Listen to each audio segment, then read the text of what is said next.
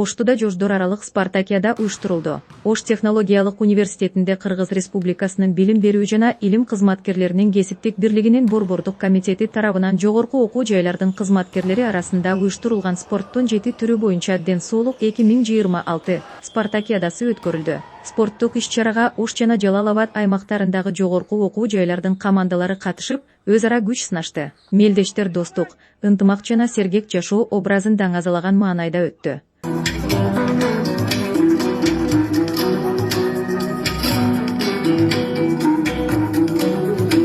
Спартакиаданын ачылыш аземине университеттин ректору профессор Жанболот Турсунбаев катышып, спорт адамды бириктирген, ден соолукту чыңдаган жана командалык духту бекемдеген маанилүү фактор экенин белгилеп, катышуучуларга ийгиликтерди каалады. Мелдештин жүрүшүндө командалар жогорку даярдыгын көрсөтүп, спорттук чеберчилиги менен айырмаланышты. Жыйынтыгында мыкты көрсөткүчкө жетишкен командалар жана катышуучулар дипломдор жана баалуу сыйлыктар менен сыйланышты.